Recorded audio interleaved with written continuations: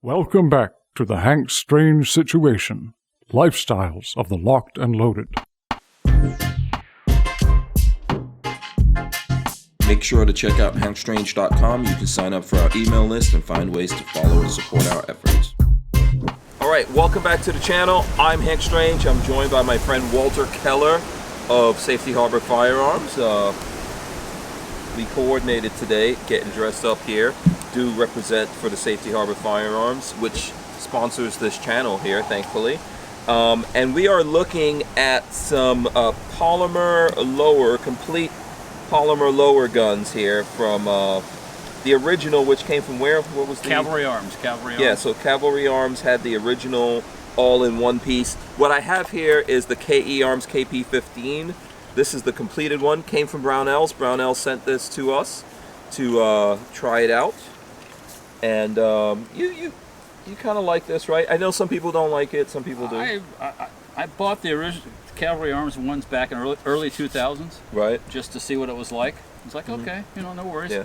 So when I saw that Brownells was selling these, or KE Arms was coming out with them, right, I said, got to get me one and try it out. Actually, I ordered two of them. Yeah, and Gun Jesus, what's his name? Ian from Forgotten Weapons did the What Would Stoner Do? And that's what he so thinks there's a Stoner whole, would do. yeah, which I think you can get that from Brownells coming up, or KE Arms.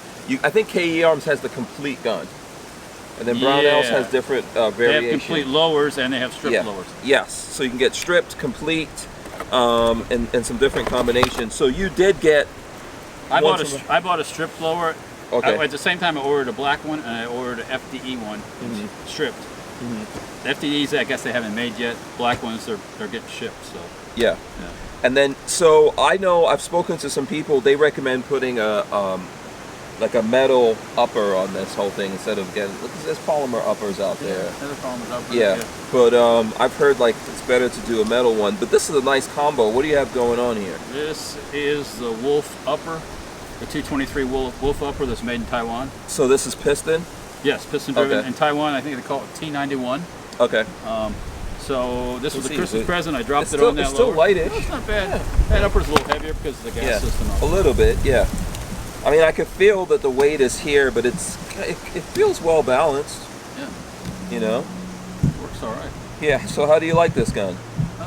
So far I've shot it semi-auto, and the upper functioned with no problems. I shot both 55 grain and 80, whatever the green tip is. I shot both those and it worked fine. Okay, so, all right. Let me see this compared to the... That's the CAV15 on the Cavalry Arms. Oh, okay. Lower. This is that upper that has the Osprey Defense piston in it. This is the Osprey. Okay, piston, cool. So at some point here, are you doing one of these full auto? Well, this is the original one, so you're not messing with this. I'm not doing that. I don't know if I'm going to try to do it with it. I mean, yeah, I guess you could. So let's just go over the differences, Walter, between the KP15 version of this, which we've got here on this gun, right, and the original Cavalry Arms. What's the differences that we're looking at here if we kind of compare these two? I believe this slot, which you could use for a sling or M-lock, is positioned there versus... This is straight up and down, kind of angle down here. This was straight up sling mount strap, here. Yeah. And then it has the QD point here, which this doesn't. And I think you have to put some... Yeah, there's a metal QD mount. You drop it in one side, screw from the other, and there you go. It looks like, first of all, it does feel like a different material, but it also looks like a different grip angle and definitely grip texturing here. Yeah, they had none on this thing. So. Yeah. Then you have the bow and the trigger guard versus the straight one. Yeah, this will give you more input into your trigger guard there. Maybe a gloved finger, something like that. Yeah, and then this is a flared magwell as well. Right. On that. Those are the major differences that I could see. Yeah. From this. So when you flip this over, they still have the tag for the serial numbers. And, on the opposite side here. Yep. Yeah, and that looks a lot like it's that looks pretty much the same. Different material for sure. This is a better texture. I feel like, obviously back then. How old are these? I bought this early 2000s. Okay, early 2000s. Definitely a different formula going on there. We'll have to see how that fares. Yeah, this one at the moment, this one has a trap door, this one doesn't. In their paper that you've got there, I think it's in there. I think this is good that they did this. I know there's some people like, oh, what's going on? But they're basically giving you a very thorough rundown And of kind what of you blunt. can do. Yeah. To the point. Which is good. Yeah, I get you it. want to I know get that. Yeah. So there's some little things like, you know, some little warranty stuff that they're telling you if you mess around with it, you know, that you're liable for. And they're going through the features, technical notes, and you know, there's some warnings on like if you color this Or you treat it, or you modify it. yeah, if you modify it. So if you make it an NFA, You're on your own if it breaks. yeah, Yeah. that's just the way that works, because Yeah. they're not going to really be able to replace that, right? You No. basically change the serial number. And you have to do it's involved. Yeah. So I think they will replace it one time for you with like a $65 fee if something happens to it. So, you know, I think before we move on, you've got something else polymer here. I know this is not for everyone, but I really think this is cool. Yeah. This is a cool setup. My plans are to do maybe an integral. I heard that. Integral, try to keep it light, integrally suppressed. My plan would kind of be like to do pencil thin barrel like this one has with a really light hand guard. Yeah. So this one here we have is this lower, which is a lower by itself, was made by FMK. They're a manufacturer out in California. They also make pistols and pistol frames. They sell like a Glock frame, which I bought a 19 frame. So are there reinforcements in this, or no? When I talked to these guys at SHOT Show, he said they don't need it. Okay. Because of their material they're using. Okay, They say it isn't needed. Okay. We've shot this a little bit. I haven't went. My plan is eventually to put the third hole in this thing and make it full auto. Make it full auto and test it under those conditions. See, yeah. But I haven't got to it. I've been too busy with just making other stuff. But I will get to it. FMK, I will get to it. Yeah. Probably this coming year here.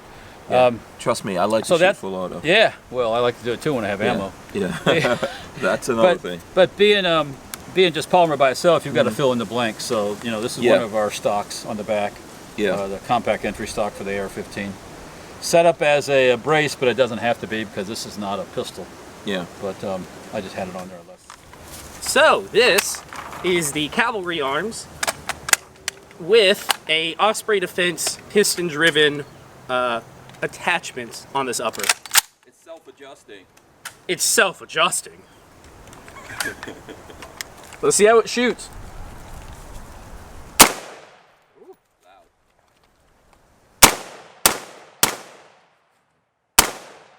Shoots a little high.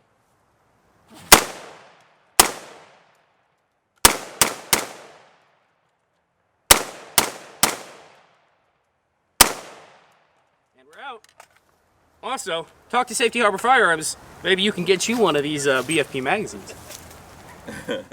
All right, so now I am shooting the KP15 with the Wolf A1 upper. This is piston driven. It's not super heavy. I like this whole combo. And BOP magazine up in here. Let's see how this is.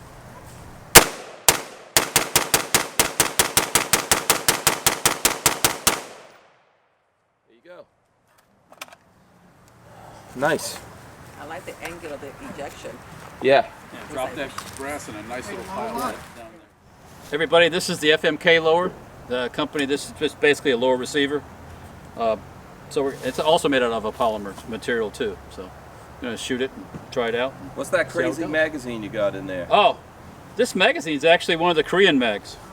I'm not sure of the manufacturer, but it's definitely made in Korea. So I don't know if it's KCI or SGM or whatever it is, but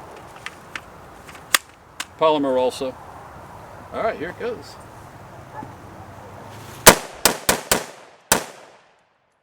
Oh, we had a little hiccup.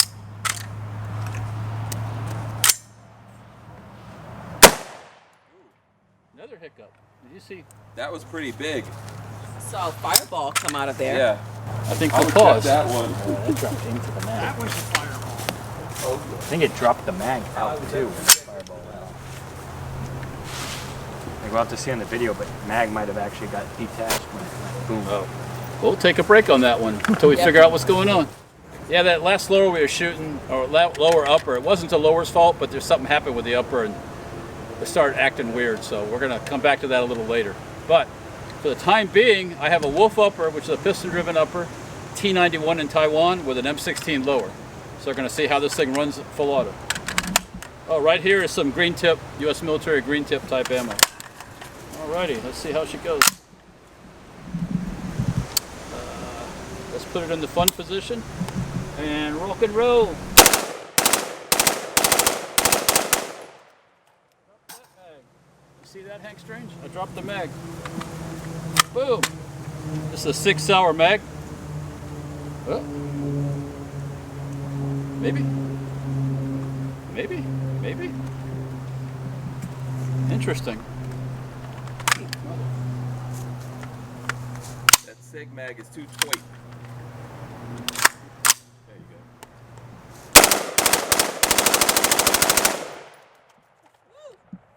Ooh, and throw me that Brownells mag there. Okay. Okay. Not a full one, but we're going to dump it anyways.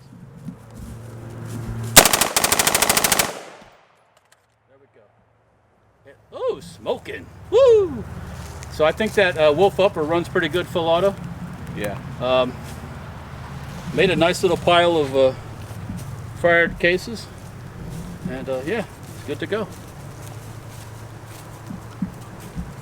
So I heard from some folks that it's not necessarily a good idea to go polymer with your upper on this. What do you think?